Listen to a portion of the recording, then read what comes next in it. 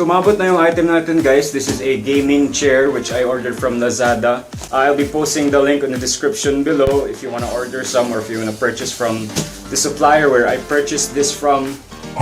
If you want to purchase them, just click on the link below. First is we'll be unboxing and then we'll be setting up the steps on how to set up this chair. So in order for us to unbox this item, we need one tool. It starts with letter N. A knife. So just in case you're curious kung gaano kalaki yung box, no, ganito siya. So this is the box if you're gonna order the chair. Kasama ako. So sige, let's open the package and let's start. So ayan, dito na.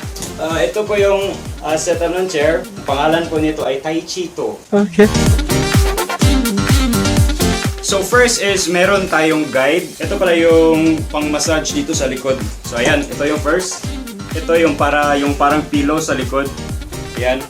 Meron tayong yung main chair kung dito saan ka dito ka uupo. Ito yung surfboard. Joke lang. Ito yung dito sa likod. Attachment ng rollers ng feet niya. Also attachment here para sa neck. Dito, sa ulo. And then here, these are the two armrests, yung parang ilalagay mo dito sa kamay. Yung wheels niya. Tsaka pang last ay meron tayong... So ayan guys. Next step is how to set up gaming chair. Let's go.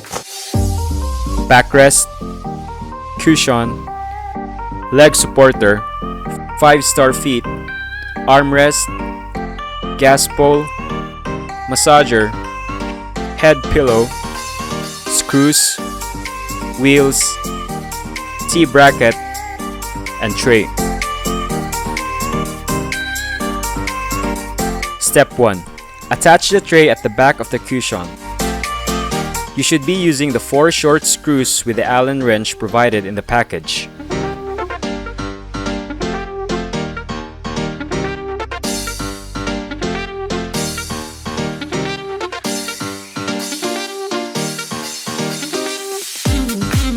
Step 2. Attach the T-bracket at the back of the backrest with the 3 long screws.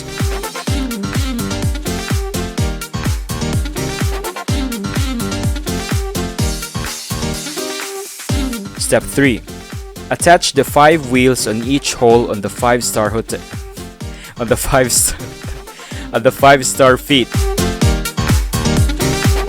Step 4. Attach the gas pole to the 5-star feet. Step 5. Connect the tray to the gas pole and make sure to adjust and recenter to the tray. Step 6. Attach both armrests on each side.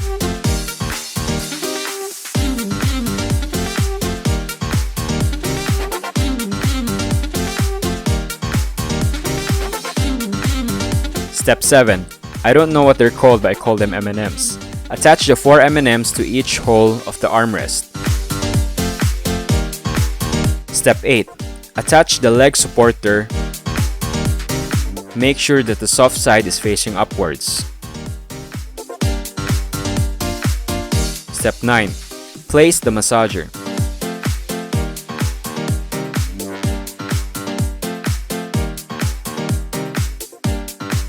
Step 10.